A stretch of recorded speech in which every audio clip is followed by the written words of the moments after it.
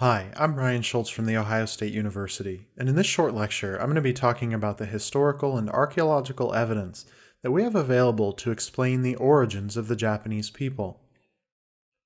Let me open by noting that this is a topic still being actively researched, and many of the ideas I'll present here are in fact still being debated by scholars. To put it simply, we don't have a complete understanding of Japan's origin, even today. Much of this difficulty has to do with the fact that from ancient times until the end of World War II in 1945, the Emperor of Japan was treated as a living god. Though this didn't always place him above being treated as an object of political conflict, especially in the ages of military rule by the samurai class, it did mean that anyone who questioned the divine origins of the emperor, and thus the divine origins of the Japanese people, was likely to be treated as disloyal, if not traitorous. The orthodox mythical account that formed the foundation of this view was derived from two ancient books, the Kojiki and the Nihon Shoki, which were compiled in 712 and 720 AD, respectively. However, it was not until the 18th and 19th centuries that a serious effort of Japanese scholarship was put forward to reinterpret Japan's origin story from these old books, chiefly by a man named Motoori Norinaga. Motoori felt that Japanese society had been overly influenced by Chinese philosophy, especially by the ideas of Confucianism. In order to create a new way of thinking that was uniquely Japanese, he turned to these ancient collections of stories. In the process, he recreated Japan's origin myth for a new audience. I'll quickly outline the story that resulted. In the beginning, a procession of ancient and unknowable gods ultimately produced a male and female pair of deities named Izanami and Izanagi. The ancients commanded Izanagi and Izanami to make the land of Japan, giving them a jeweled spear. From high in the clouds they dipped the spear into the sea, stirred it in the salty waters, and when they pulled it out, the brine that dripped from the spear's point formed an island to which they descended. There they built a palace for their wedding and united their bodies. The first child of their union was a nameless being that was called the leech child. It was placed into a basket and left to float away. Their second offspring was similarly disappointing. They returned to heaven to seek guidance. As it turned out, the issue was one of propriety. When the two had met, Izanami, the woman, had spoken first. They were told that this was unacceptable. They repeated the ritual of meeting, this time with Izanagi, the man, speaking first. Then they made it again, and successfully gave birth to the 8 main islands of Japan, 6 minor islands, and a host of deities, including those of the sea, the rivers, the mountain, the winds, and the trees. Last, Izanami gave birth to the fire deity, and the anguish of birth ultimately cost her her life. Izanagi grieved. He killed the fire deity, and from his tears and the blood of the slain, new gods were born. Izanagi was not satisfied. He went to the underworld to retrieve Izanami.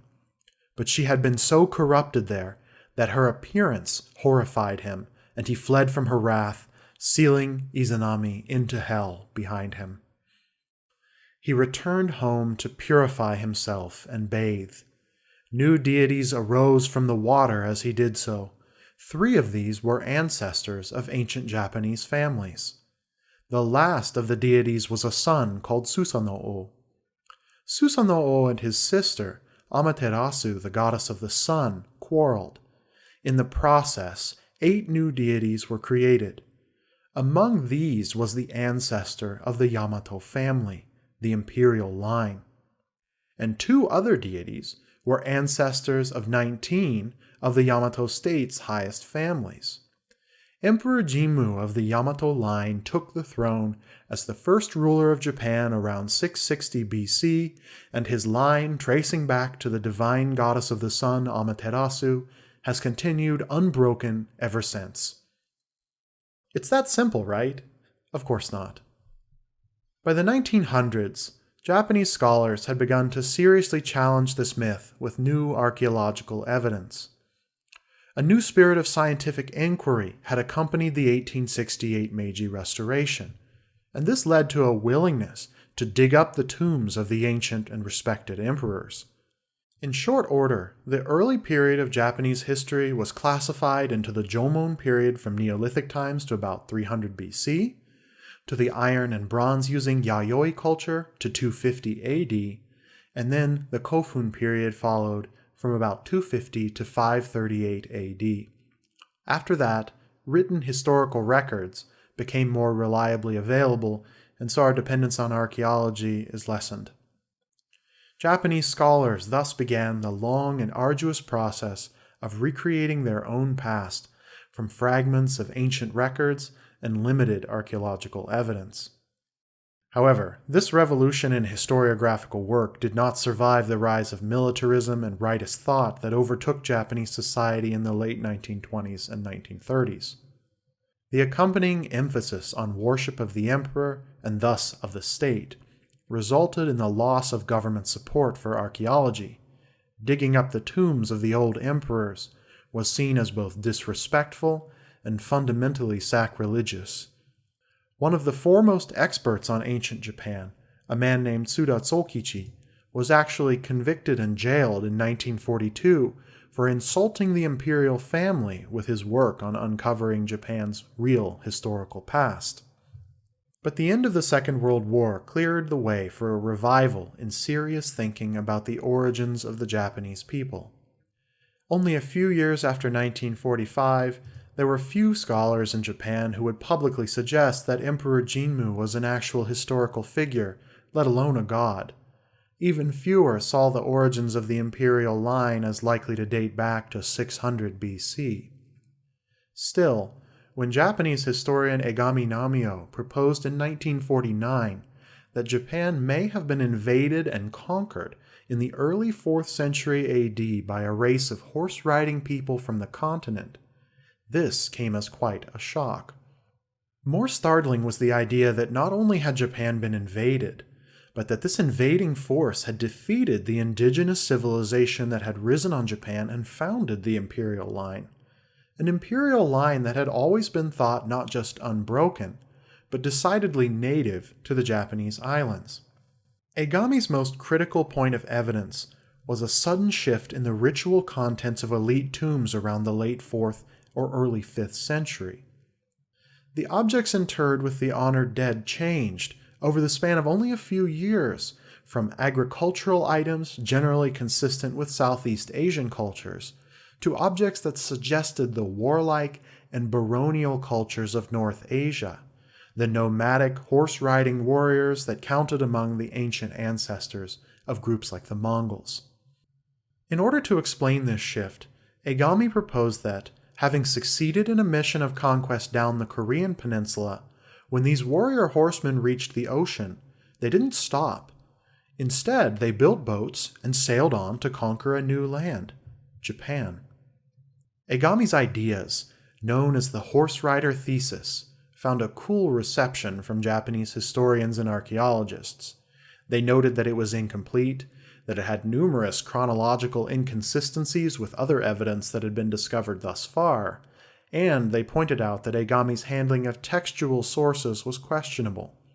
For example, he cited later elements of those same ancient Japanese myths as support for his rather more historical thesis. But in the 1980s and 90s, Western historians, especially in the United States, developed an interest in his approach. They found it more worthy of consideration than most of Egami's Japanese peers. Still, the ultimate conclusion of recent scholarship, both in the West and in Japan, has been that Egami's ideas were, as his Japanese colleagues originally believed, deeply flawed.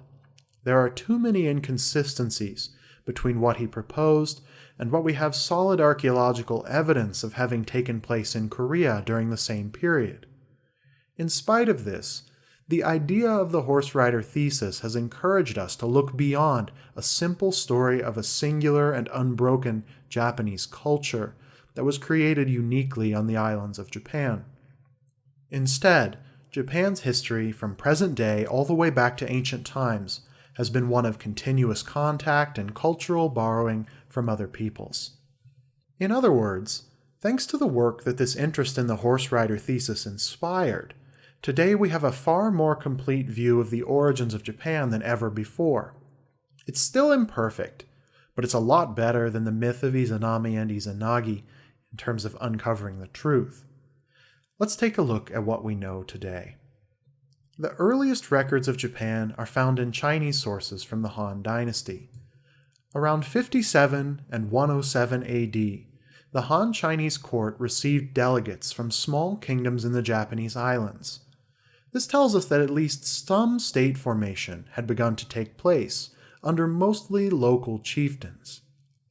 In 239, a Japanese priestess queen called Himiko sent a tribute mission to China which included some details of her rule. She claimed to stand at the top of an alliance of some 30 chieftains. Chinese sources noted that warfare was common in Himiko's kingdom, so it's likely that she was simply one of many rulers in the area of Japan, though likely she was the strongest. When the first Japanese historians began their craft almost 500 years later, they struggled to fit Himiko and other early rulers into the single Yamato imperial line that the myths of the Kojiki suggested to them. The first mythical emperor, Jinmu, predated Himiko in their view, but the oldest versions of these stories included a number of myth cycles that suggested that the Yamato line Jinmu represented had ties to other gods that may have rivaled Amaterasu in importance. In other words, Emperor Jinmu's kingdom was likely one with many rivals in Japan, including rivals who also claimed divine ancestry. Even today, this period of Japanese history is shrouded in mystery. The true origins of the Yamato imperial bloodline are unknown. That said, we do know that it is still the oldest continuously reigning imperial line in the world, even if it's not quite as old or continuous as the myths might suggest. Indeed, a Yamato bloodline descended emperor still reigns today. Of course, the current emperor of Japan, Akihito, is no longer a true ruler, but simply a cultural symbol, much like the Queen of England. In a recent diplomatic overture to Korea, he touched on one of the points of complexity that historians now face in tracing Japan's origins. In his message, Akihito mentioned that his ancestor from 738 AD, Emperor Kammu, had a Korean mother, and so even more than a millennium later, he felt a special closeness to the Korean people. And historical records back up this claim about Emperor Kammu's mother. This closeness between ancient Japan and Korea is a topic that has only recently been appreciated, however. Essentially, at around the same time as Egami's theoretical Horseriders would have been traveling across the sea to Japan, Chinese military expansion had begun to push refugees from China's borders into the Korean peninsula. Conflict between the many small Korean states intensified as a result, and several of those states seem to have formed alliance with counterparts in Japan. As a result, migrants traveled across the Tsushima Straits between the peninsula and South Japan, beginning sometime around the 5th century and ending most likely by the 7th. These immigrants from Korea settled at first along the coast of Japan, but they accepted an invitation by the ruler of Yamato, probably the premier state in Japan at this point, to colonize the Kenai Basin region. Did these immigrants from Korea simply assimilate into the Japanese population in the Kenai, or did they take over? The fact is that currently we just don't know. What we do know is that these Korean immigrants brought an Altaic-related language from Northeast Asia that is most likely the ancestor of modern Japanese.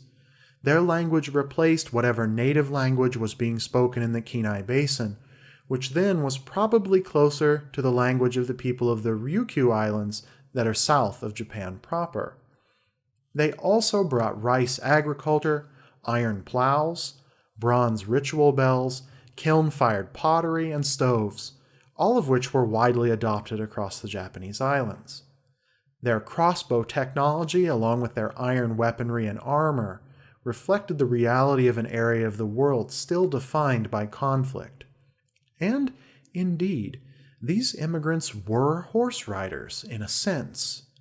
Where the earlier Jomon peoples of Japan had used horses simply as beasts of burden, after immigration from the continent introduced the stirrup, which made riding possible, these horses were used to conquer other groups in Japan, beginning a process of state formation and administration that included many ruling techniques imported from the kingdoms of Korea. As the Nara period began around 710, Japan would soon receive another infusion of foreign culture and technology, this time from the vast empire of China.